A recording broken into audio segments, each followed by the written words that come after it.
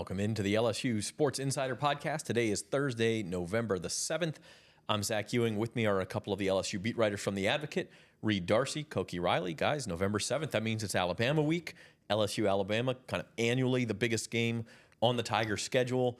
You could argue maybe a couple of other games were just as important this year, but certainly within their last 5 games, Reed, this is the one that you've got to circle that LSU has to win. This game always has high stakes every single year, but it feels like the stakes are a little bit higher this year than it has been in recent years. It is truly a playoff elimination game. The loser probably will not be in the playoffs. So it's really, truly do or die, and I can't think of too many times in the last 5 years or so. I probably have some recency bias here, but where it's truly been win and you're in position or lose and you're out of the race. So it's the expanded playoff, just the nature of it. It makes games like these matter more than they have in years past. Yeah, as Reed mentioned, like the expanded playoff is what single-handedly makes this game important because these teams, neither of them are in the top 10. I don't remember the last time that's been the case. It's probably been decades, honestly, since we've headed into this game, and neither team is a top 10 team. But this game is also more important than many, if not all, of those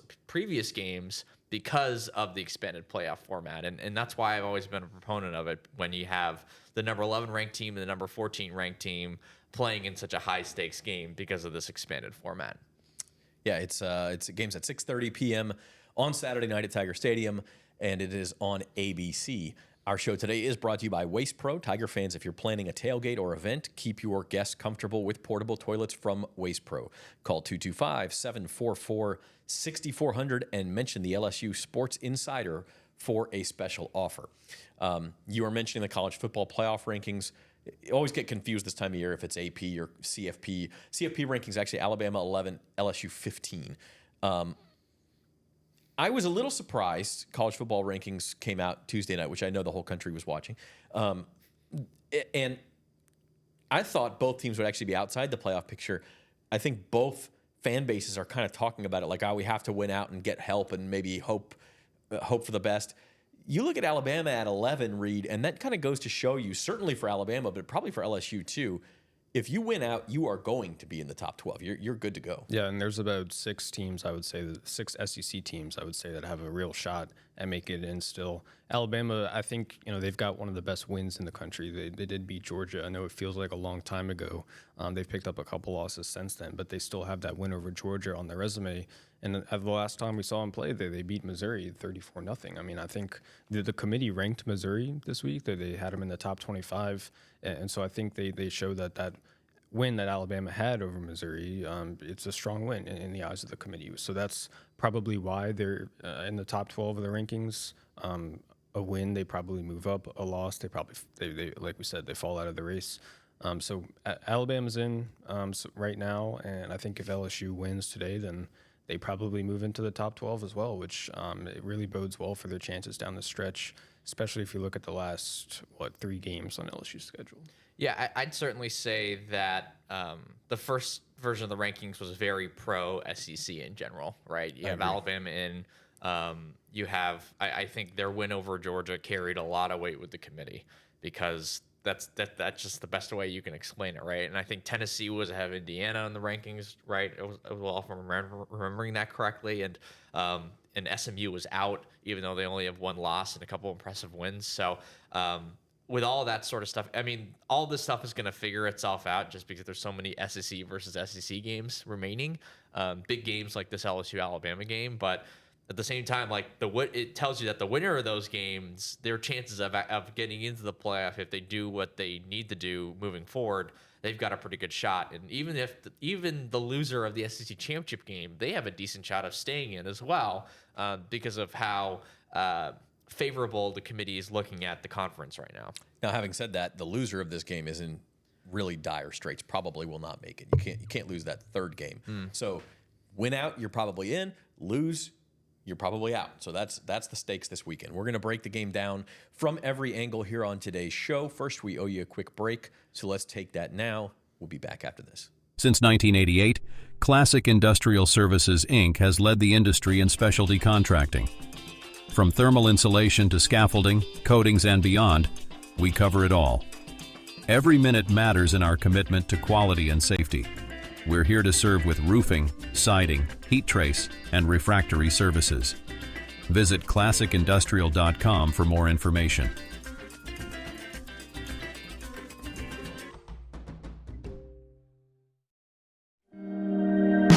You know how far I've gone, now I'm home again.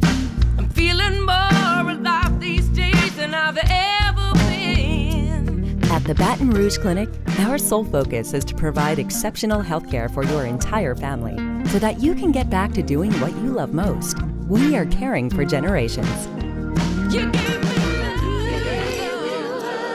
me love. Okay, welcome back to the LSU Sports Insider podcast, previewing LSU Alabama. We're going to start with our injury report that is brought to you by the Baton Rouge Clinic. And guys, I'm not sure why LSU does this. They list all the players who are out for the season. They have 12 players listed out on the injury report, which includes guys we know are out, like Harold Perkins, Jacoby and Guillory, those sorts of guys. Kyle Parker. The big news is C.J. Daniels is questionable. And we saw him get hurt against A&M. He's been banged up all year long. And then also Garrett Dellinger, we talked about him on Monday's podcast. He will not play this weekend. Yeah, C.J. Daniels is really the only one that you need to keep an eye on throughout the rest of the week. Brian Kelly said on Monday that he does expect him to play, but that can change, over the next couple of days as LSU practices. I think, that signals to me that LSU is about as healthy as it possibly can be, given the injuries they've already suffered. We know, like you said, we know Harold Perkins and we know Jacoby and Guillory are out, guys like that. But the rest of LSU's roster is about as healthy as it can be. C.J. Daniels, he's been banged up all week, banged up pretty much all season. But I think this is the first week that Chris Hilton hasn't been on the injury report. That's true. So Big week for Chris. He played against A&M, and he looks like he's a full go this week against Alabama. And just a quick note on these availability reports. I think every team kind of does it differently. Alabama only listed 2 players total on the report, and then both of them are out. So they didn't even bother with any questionables or probables. I'm sure there are guys on their team who are quote-unquote questionable, but I guess it's up to the team to decide that. Yeah. The only thing that would happen is if you had a guy who you didn't list and then all of a sudden he didn't play on Saturday, then that would raise some questions and maybe some discipline. But yeah, you're right. Like Koki, there's a reason these teams take bye weeks traditionally before this game. They want to be as healthy as they can be. It sounds like LSU outside of CJ is about as healthy as they can be, and it looks like Alabama is too. Yeah, but with the Garrett, we'll talk about this more in detail, but without Garrett Dellinger, I think that could be a pretty big problem for LSU heading into this game. So, but we should probably save that for the keys to the game. Yeah, he had the tightrope surgery done on his ankle, which doesn't sound fun. No. But he is expected back before the end of the year, just not this week.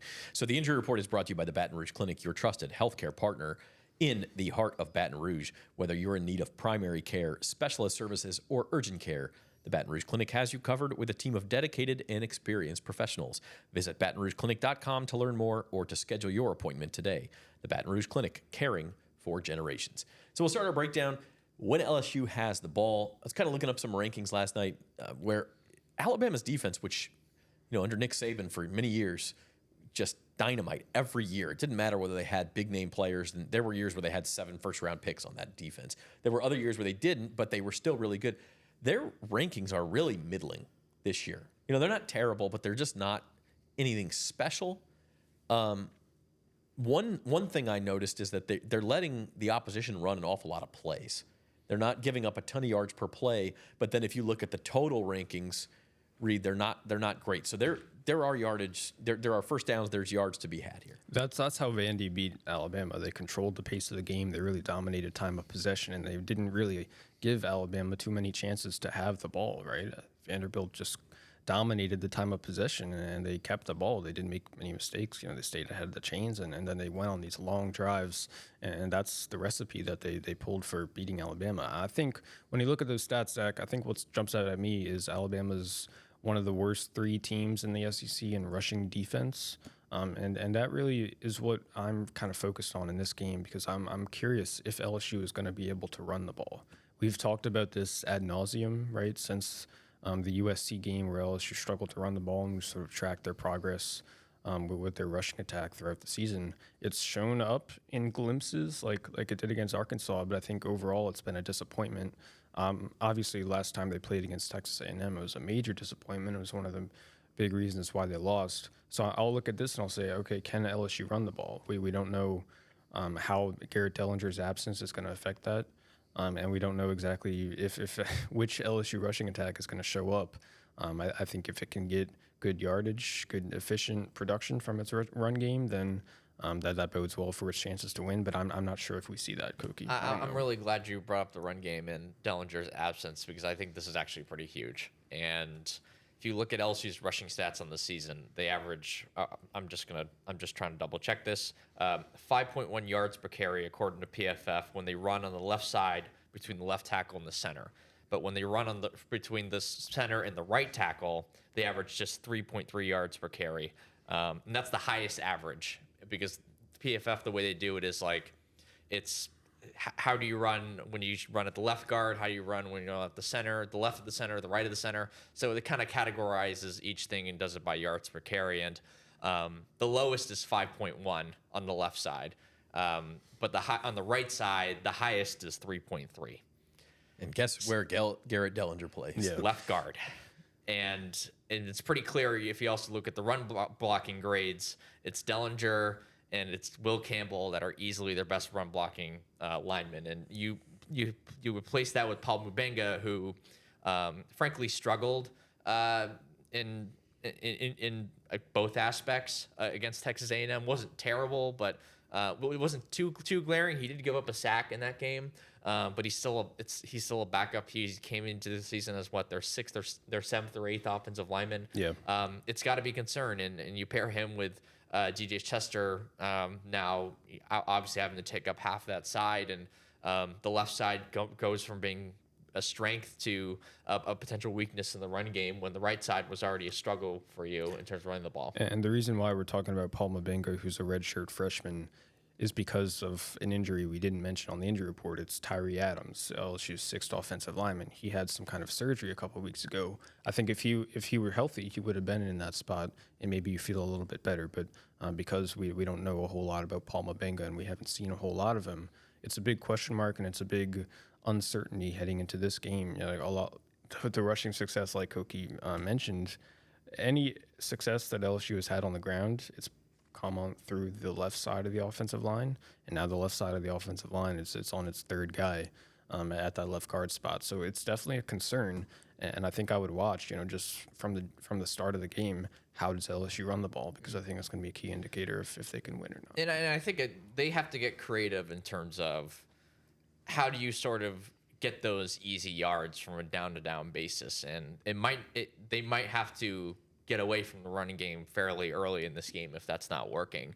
And we already know that they're not going to lean on some, robust screen game in this game because of Brian Kelly basically more or less saying that they don't really have the personnel for it, and it's a lot harder to do it without any, with the chop block essentially being outlawed outside the tackle box. So I think that really puts a lot on not just like the passing game that they've had for the entire season, but also trying to get some sort of quick game going, trying to get, like Aaron Anderson for 3 or 4 yards, trying to get Kyron Lacey getting the ball in his hands quickly if they're playing off coverage on him at all. And I just creating some sort of quick game in the passing game, I think I don't really see a reason why they can't do it, because they have the weapons to do it. They just haven't really done it this season because, Garrett Nussmeier, like Jalen Milroe, we'll talk about him later too, both of these quarterbacks love to push the ball downfield. They both have average depth of target for both these guys is 10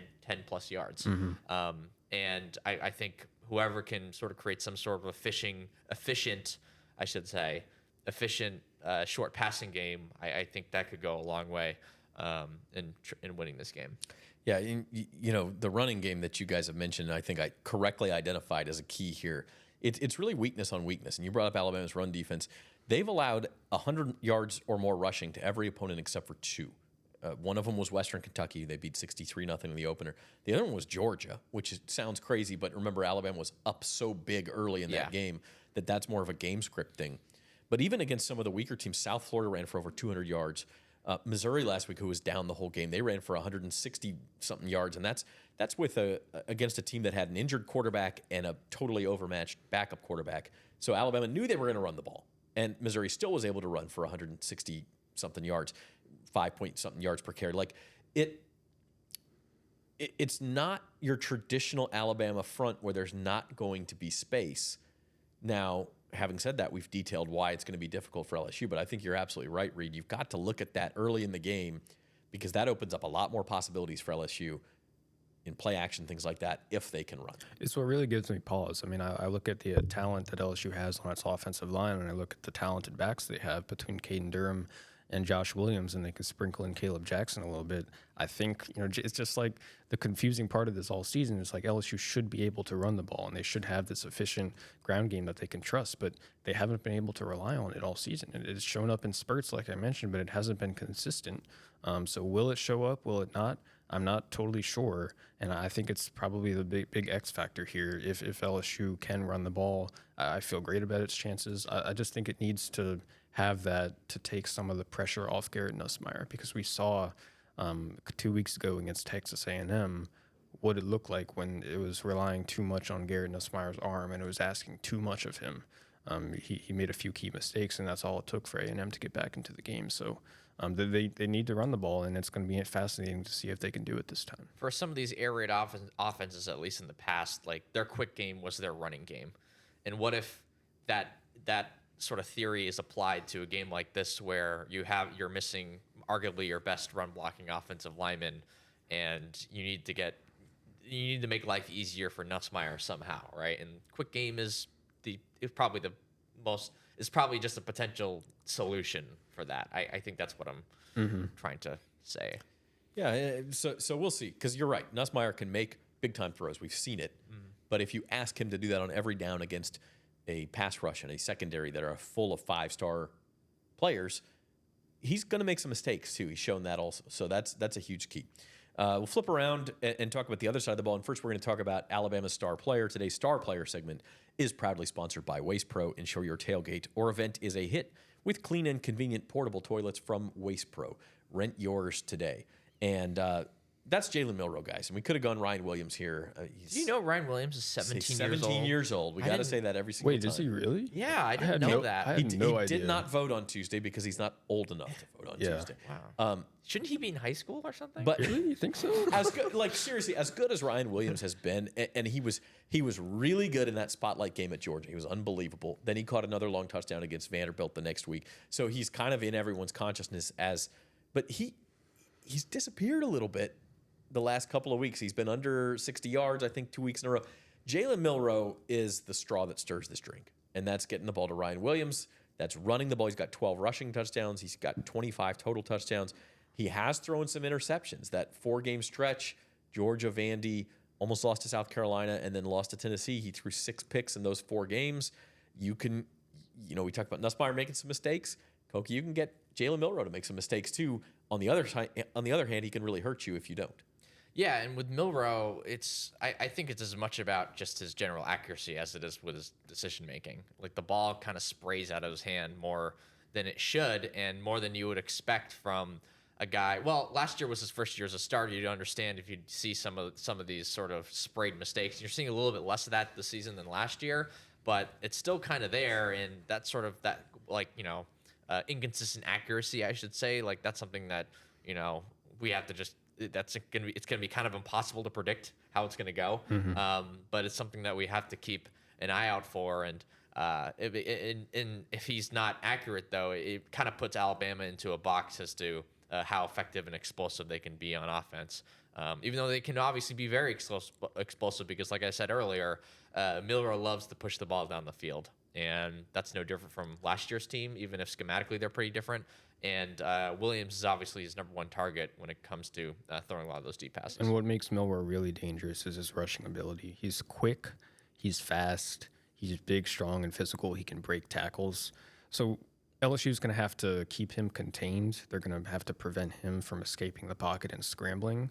And when he does get out the pocket and scramble, which is bound to happen, they're going to have to tackle him, right? They can't let him break tackles and turn 5-10 yard gains into 20-30 yard gains, and it's another thing. It's just like the run game. Which LSU defense is going to show up? We saw them do a great job against a running quarterback, a mobile quarterback at Arkansas, against Taylor Green. And then the following week, we saw them really struggle against Marcel Reed. So which defense is going to show up? I tend to think that they're going to be prepared this time for the read option game and the quarterback runs, just because that's the bread and butter of Jalen Milroe and the Alabama offense.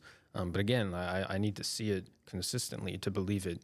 I think Weeks, you're going to probably see him as a spy more often this game than you did last year in the Alabama game. If you'll remember, I think y'all did a good job pointing this out on Monday or Tuesday. Brian Kelly wished that LSU would have used a spy more often last year against Alabama. He said that was probably the number one thing he would have changed about their game plan going in. Well, here's your chance, right?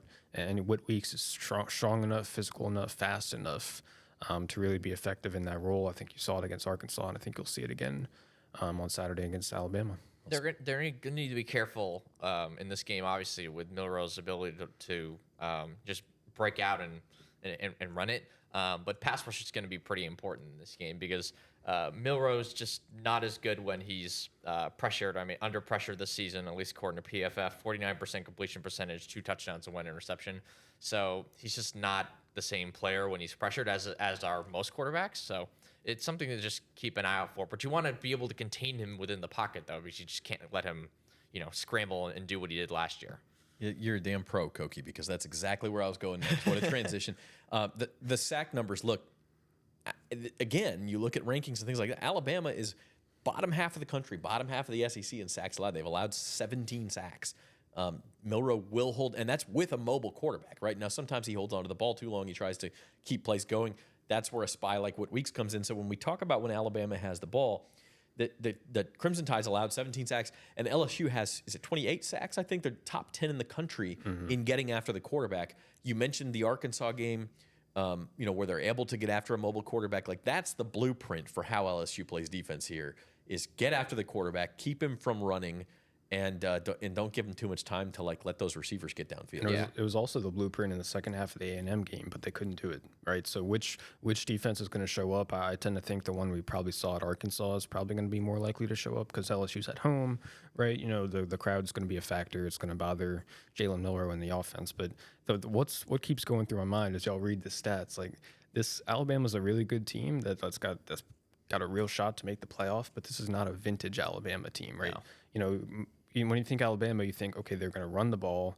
They're going to have a really dangerous rushing attack with their running backs. The offensive line is going to keep the quarterback clean. It's going to be really good, strong, and physical. And then their defense is just going to have a lot of just NFL players on the defensive line in the secondary. And I don't think that, of course they've got talent. They've got 5 stars, but this is not a vintage Alabama team, and so you have to see if LSU can finally get over that hump, and can they beat this team? We'll see. Yeah, a lot of conversation about Kalen DeBoer taking over for Nick Saban and how he's not getting the job done at the same level that Saban did. But you also have to remember a lot of those guys transferred out when Saban left, a lot of their star players, and so the talent level may be down a little bit this year. I mean, a little bit, but not saying it's not talented, but just they're also 128th in the country in penalty yards per game. That would have never happened under Nick Saban. They lost to Vanderbilt. That would have never happened under Nick Saban. Yes, they did lose some players, most notably Caleb Downs to Ohio State. Like, I'll definitely grant you that. But at the same time, they have the talent to be. They still, like, if you just look at the stars, right, in the recruiting rankings, they have at least the talent on paper to still be a top 10 team, probably maybe even a top 5 team in the country still. But that just hasn't really come to pass in part because I just don't think they're as well coached as they've been in years past.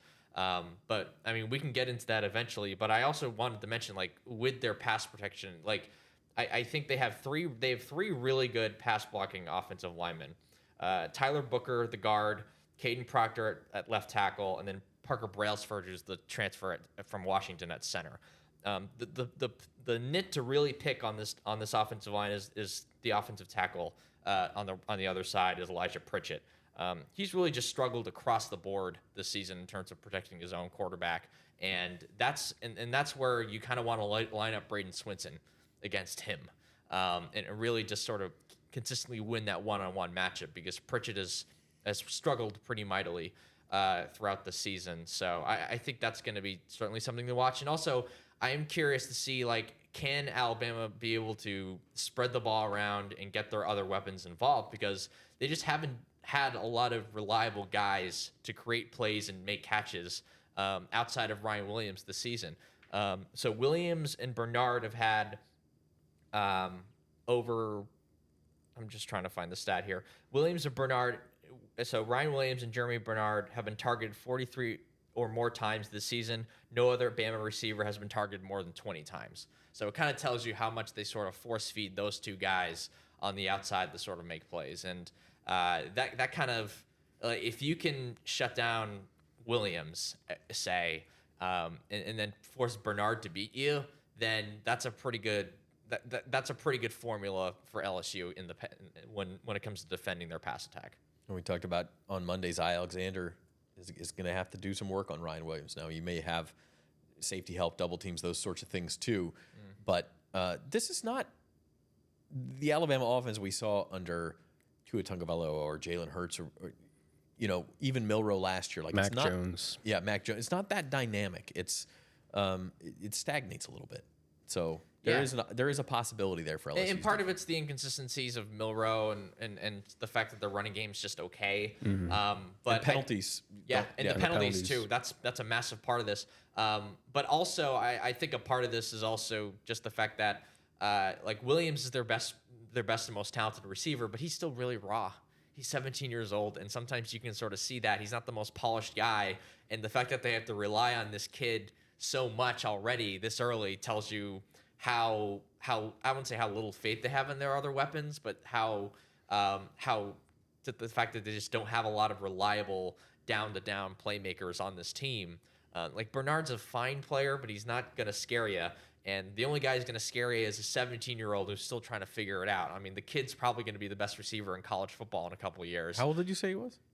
17. Wait, I think. How old is he? 17. Are you sure about that? I'm sure about that. All right. I'm sure about that. Well, That's either what way, ESPN tells me every day, every night. You said he's probably going to be the best receiver in the country in a couple of years. I think there's a conversation to be had. Like right now, he might be one of the best. So him and Jeremiah Smith from Ohio State are probably right up there, another freshman. But yeah, I remember the 2020 game at LSU Alabama, just watching Devontae Smith just get loose and really take off and have an awesome game that really helped him win the Heisman. I think they're very different players, obviously, different size and all that. But I see a little bit of Devontae Smith and Ryan Williams, just the way he can glide right down the field, his speed, his footwork, his agility, his balance. I see a lot of him in that. And when I think of Ryan Williams, I think back to that 2020 game.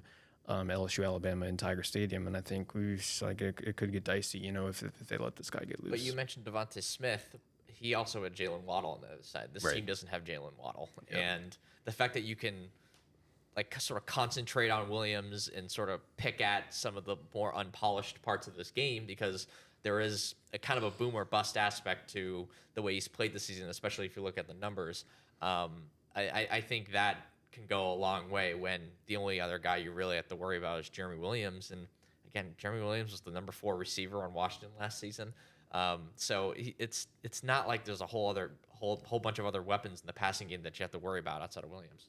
I think back to the best receiver LSU has faced so far this year in Trey Harris. And sometimes all it takes is that one step and he can make a game-changing play. Trey Harris dropped his in the Ole Miss game. Does Ryan Williams get that opportunity on Saturday night? Could change the game. All right, that's our breakdown of offense versus defense on each side. We're going to zoom out and look around the SEC, look at the sports betting line, and then we'll zoom back in, keys to the game, and our predictions here on the LSU Sports Insider podcast coming up right after this. Since 1988,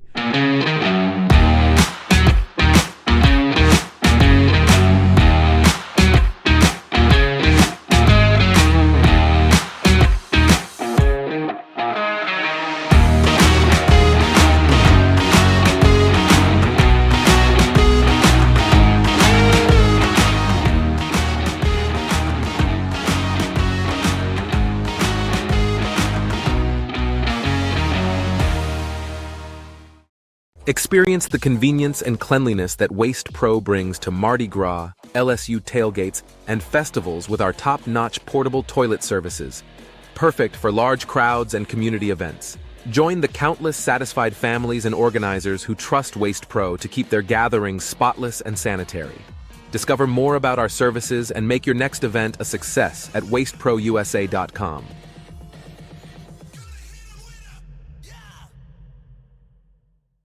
There's no better place to parlay than Caesars Sportsbook. Parlay Builder gives you all the game day action from all across the league. Multiple games, legs, and props, all in one spot. It's so quick and easy, you can keep your focus on the games and your nachos. Or if you're focusing on one game, remember, you can place your same game parlays live during the action. Caesars Sportsbook, the only sportsbook app with Caesars rewards. All right, welcome back. Today's Around the SEC segment is brought to you by Classic Industrial Services, because at Classic Industrial Services, every minute matters. We were just talking about College Game Day during the break, and College Game Day will be in Baton Rouge. We don't know who the guest picker will be. All that stuff is fun to talk about. And It'll be announced today, which is Thursday. So yeah, we'll find out. Flaja Johnson's going to be on. Speaking of basketball, Reed, the men's team lost. I'm blanking on his name again. I was going to call him Tyrell Reed again. Tyrell Ward. Tyrell Ward is out for the season with what Matt McMahon is calling mental health issues. Yeah. So hope all is well with Tyrell Ward, but obviously sounds serious if they're declaring him out for the season. Yeah, and it's a big loss for him. Obviously, you hope everything's okay with him and his family. LSU, they need all the talent they can get. They need all the shooting they can get. And Tyrell Ward was a big part of that. He was one of the best returning players, a guy who was really expected to play a big role. So it's a big loss. I will see if LSU can overcome it, but I think it's the more concern is based on him and if he's okay and if he's dealing with if he can be all right. But Jalen Reed had a nice start to the season. This team seems like it has quite a bit of depth. Yeah, I'd say so. Yeah. Just something to keep in mind. But obviously, they could have definitely used Ward. I mean, they want to shoot a lot more threes this season. He was a big part of that. Yep. Easy wins for both the men's and women's basketball teams at LSU. Expected against overmatched opponents, but they both open with wins. And we'll have our man Toyler Brown on the podcast maybe as soon as next week. Maybe we'll get him on here next week, talk some basketball. He's our new men's basketball beat writer, and we'll introduce you to him. In the meantime, around the SEC, we're going to focus on football, obviously. So College Game Days in Baton Rouge. Georgia Ole Miss, like Lane Kiffin was openly complaining about not getting the primetime spot and not getting, well, to the winner go the spoils. Like LSU won that game and Alabama beat Georgia, so it makes sense to me that the spotlight would be a little more on Alabama, LSU. But Nick Saban was the former LSU and Alabama coach. He was not the former Ole Miss and Georgia coach. Right. Keep that in mind as well. Having said that, Georgia Ole Miss is also a massive game. It also may be a college football playoff elimination game. Certainly on Ole Miss's part. I don't know. Georgia could maybe afford to lose a game. They could afford to lose a game for sure. But it gets dicey for them if they do. So that's the other one. It comes in right before. It's the 2:30 spot right before LSU Alabama. Yeah, and it's going to be an interesting game. I think Ole Miss definitely has a chance to win. Of course, Georgia hasn't dominated like we kind of expected them to. They've been kind of inconsistent. Ole Miss, we seen what they did. And, they almost beat LSU. They were so close to beating LSU. I think they probably should have beat LSU. Yeah. And I think a lot of how we think about them and how we talk about them would have been completely different if a couple plays were different in that LSU game. So yeah, they're absolutely still in the hunt. Obviously, if they lose on Saturday, they're done. But they can climb back into it with a win over Georgia, and that would create all sorts of different kinds of new chaos that we're kind of not really expecting. So that's gonna be a fascinating game as well. Yeah, the team. Which Ole Miss team are we going to get? Are we going to get the team that blew out Arkansas this past weekend? Or are we going to get the team... They scored 63 points, They scored right? 63 points, but they also scored 17 against Kentucky at home. Yeah. So, which team are we going to get? And I think that's what's going to come down to. And it sounds like Trey Harris isn't going to be available for this game because he's doubtful to play. So, I mean, there's one thing not having Trey Harris against Arkansas. There's another thing about not having Trey Harris against Georgia. Yeah, no doubt about that. And again, if you got the same question about Georgia though, were you getting the Georgia that beat Texas, or you getting the Georgia that that fell behind huge against Alabama, that struggled against Florida and their third-string quarterback, Kentucky. And Kentucky. So it's a little bit of a Jekyll and Hyde on both sides. Georgia's a 2.5-point favorite. It's just Georgia has still yet to lose to a team not named Alabama in the last 3 years. And until that happens, unless they if they had Trey Harris, I could say, oh, maybe you can definitely make the argument at least. Without Trey Harris, it becomes very hard to make the argument. I think I'll just say that. Elsewhere around the SEC, Florida plays at Texas. Florida's 4-4, and they host LSU next week, and so probably going to be underdogs, big underdogs at Texas, and probably going to be underdogs against LSU next week too. So interesting that the timing of this. Florida released this morning their athletic director Scott Strickland released a statement confirming that Billy Napier will be back as coach. So probably the SEC coach who entered on the hottest seat of anybody this year. Billy Napier has done a good enough job in Florida's eyes to give him another year. Interesting, they're 4-4. They have had a very difficult schedule, but I actually think he's done a pretty good job since the first couple of weeks of the season. All things considered, I think their season's been a little bit better than I was expecting it to be. They almost beat Tennessee. Like we mentioned, Zach, they probably should have gone for 2 in that game to sort of try to win it on one play at the end. But it's always a great sign, I think, when you have to put out a statement that you're not firing your coach. It's kind of an unusual move. I think given Texas and LSU coming up on the schedule, they've probably got 2 more losses, and then the talks would have probably heated up after those 2 losses. So they probably wanted to get out in front of it. I don't know. I just think that if you look at DJ Lagway, their freshman quarterback, he's had a really good year, but he's injured. Do you get him back at some point in the next couple weeks? Is he playing against LSU? There might be a chance. There could be a chance. I think it's a hamstring injury with him. So if he's just keep an eye on if he's going to be playing.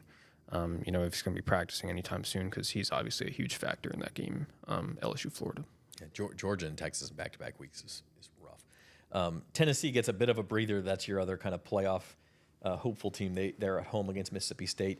And then a couple of interesting games, South Carolina at Vanderbilt, Oklahoma at Missouri. Probably not talking about teams that are going to make the college football playoff, but jockeying for position for bowls and in the top half of the SEC. It feels like Missouri has like 3 or 4 losses, but they only have 2.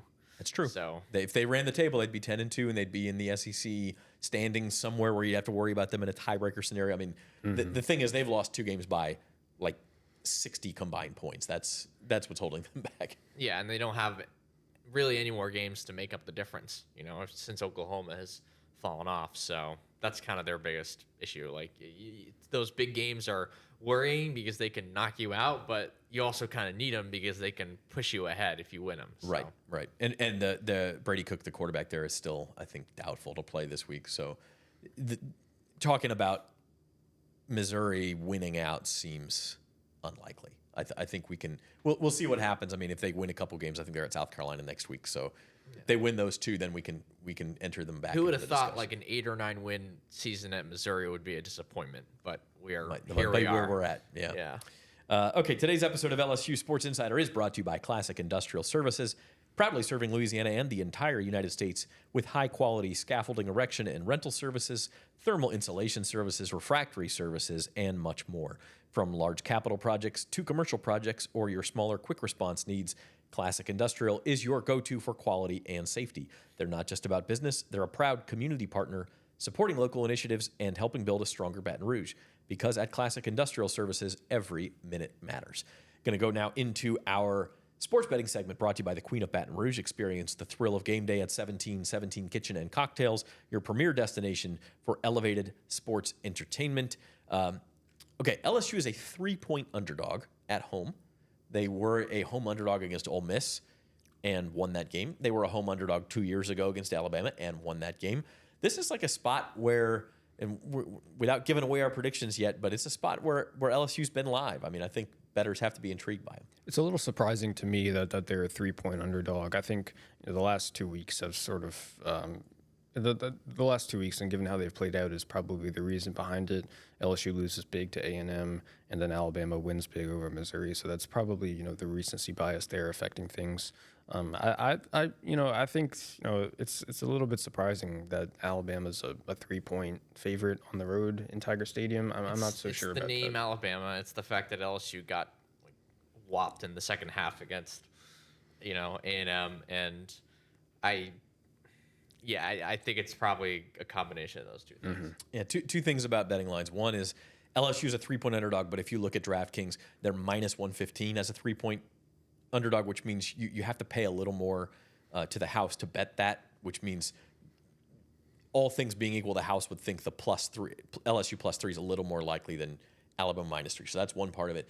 The other part I'll say is that in college football, where you only play 12 to 15 games a year, this only being the 9th game for each team,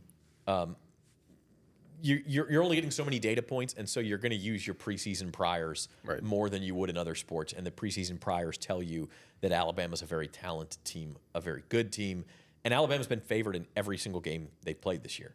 Even against Georgia, they were favored at home. So it's not terribly surprising to me that they're favored. But as we say, LSU as a home underdog has been dangerous. So, Tiger fans, you can catch all the sports action at the Queen Casino's DraftKings Sportsbook Bar and 1717 Kitchen and Cocktails with top-notch screens and live betting. It's the ultimate spot to watch your favorite teams and enjoy a cold brew or signature cocktail. The Queen Casino is the only land-based casino in Baton Rouge and your go-to for game day or any day. Visit today and elevate your sports watching experience. Okay, so LSU Alabama, it's time to pick our keys to the game and then pick the game. And our Keys to the Game segment is proudly sponsored by Associated Grocers. Join our team and support the success of local independent retail grocers. Apply today for available positions at Associated Grocers. Keys to the game. We've mentioned some of them throughout, but if you had to pinpoint one, Reed, what would you go? Running the ball, for sure. I'd say tackling is the other, particularly on Jalen Milroe, and keeping him contained. I think those two things are what really jumps out at me. I really want to see LSU run the ball just so they can have a more efficient, a more controlling offense. And what I mean by that is they're not always moving too fast. I think it's important to control the game, control the clock, control the pace of it, and prevent Alabama's sort of quick strike offense from seeing too many opportunities to score. So that's running the ball. And then, LSU did such a bad job last year of keeping Milroe contained and tackling him. I think if they can do those things better, then I really like their chances of slowing down that Alabama offense and winning the game. So I'll be looking at those two areas of the game right as soon as it starts, and I think they'll tell me exactly if LSU has a chance to win or if they're looking at a loss. Reed kind of stole my thunder with those two keys, so I guess the third thing would be Ryan Williams and just sort of, I won't say exposing, but taking advantage of the fact that they don't have a ton of other great playmakers outside of him. So when it comes to just the passing attack and what the secondary does in this game. And I don't think Alabama necessarily has the weapons, and this is going to sound very strange, to expose the weakness of this LSU defense, which is the secondary and particularly the safeties. So as long as that matchup wins out for LSU, I like their chances of keeping Alabama's point total low if, again, they can do all the things that Reed said on that side of the ball reasonably well in terms of slowing down the run and slowing down Milroe as a runner. Yeah, and I'll go a step further. Slow down Milroe as a runner, sack him a couple of times. Alabama's shown, Milroe's shown he'll hold on to the ball for too long. He's shown he'll make some mistakes. You talked about his accuracy. He's thrown 6 interceptions this year. All 6 of them came in 4 games. The 2 losses, and then the very close, some would say even fortunate to get away with them wins against, now Georgia. You'll take any kind of win against Georgia, and then the other one against South Carolina. So, when he throws interceptions, Alabama's in danger of losing. When he doesn't, they have not been in danger of losing. That's oversimplifying. And he'll give you turnover-worthy throws and turnover-worthy plays. Can you take advantage of those? Can you come away with interceptions when he floats the ball in those precarious scenarios? I think LSU has a defense that's been more advantageous than it has been in years past.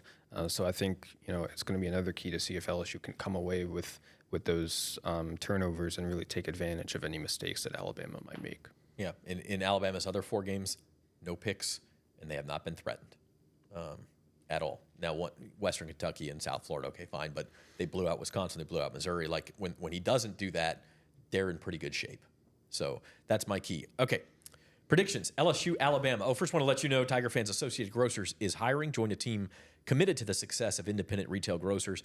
Apply today at Associated Grocers and be part of something great. Okay, our predictions. number 11 Alabama at number 15 LSU. Again, the game is at 6:30 on Saturday night. Leave us your predictions in the comments, and while you're at it, when you're down there, hit the like button, subscribe to the LSU Sports on NOLA.com YouTube channel. All that good stuff helps us grow the channel. We appreciate you. So let us know what you think. Reed, Darcey, what's your prediction? LSU 31, Alabama 28. I have a tough time picking against LSU at home at night. I did it against Ole Miss earlier this year, and I kind of learned my lesson. So I think I'm going with LSU. I think the over-under's, 56? 58 and a half? Yeah. Okay, so I think it'll just hit the over, and I think LSU, like we said, that 3-point spread, I think they're probably a little 3 points better than Alabama. So I went 31-28. I just think I think they can run the ball against Alabama's defense. We talked about not having Garrett Dellinger. That's a huge loss, obviously, but I think that they can run the ball enough to really give their offense a shot at controlling the pace of the game and having success against Alabama's defense. So I want LSU just because I think they've got the edge on the offensive side of the ball. Game changer if LSU can run the ball, because that would open so much more up. How about you, Koki? I have LSU winning 27-21. I have it a little bit more low scoring, and I just don't have a lot of faith in this Alabama offense. And I think that tone has been kind of present in the way I've talked about their offense today. But I just think there's a lot of inconsistency there, and they have some playmaking explosive ability, but I don't think they're as good at making making some of those deep plays downfield as LSU is, for example. And as long as LSU is not the defense we saw in the second half against A&M, and is more like the defense we saw in the first half against A&M and against Arkansas, then they should be fine in this game, honestly. And I don't think they're going to be able to run the ball particularly well in this game, and it's the one thing that kind of gives me pause. But it's much easier to get away with not having a rushing attack when your defense is getting stops, sort of like it did in the Ole Miss game. I kind of feel like this game could have a sort of a similar feel in the sense that the defenses are controlling the game, and that's why I think LSU. I think they're just the slightly better offensive team in terms of consistently making some of those deeper plays, and weirdly enough, I kind of trust Nussmeier to not make as many blatant errors as Milroe may, because Milroe, not only does he throw a lot of interceptions, he fumbles the ball a lot.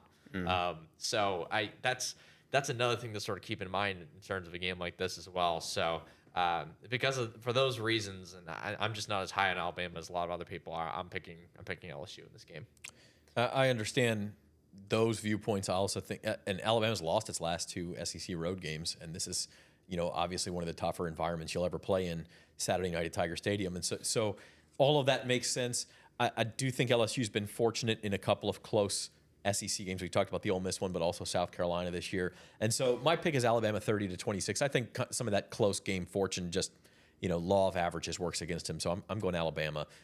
Plus, it would just be a little weird if we all picked LSU in such a tight game. So I'll be the one to fall on that sword, and I'll take Alabama 30-26. So that's our show for today. LSU Alabama Saturday night. We will have a post-game show for you after the game. I'll host it there at Tiger Stadium. We'll get these guys, Scott Rabelais, to come on as soon as they can after their post-game duties are over. But win or lose, we will be there, and we will talk to you, take your comments and questions live as well. So for our producer today is Robert Young. For Reed Darcey and Koki Riley, thank you for watching the LSU Sports Insider, and we'll see you Saturday night.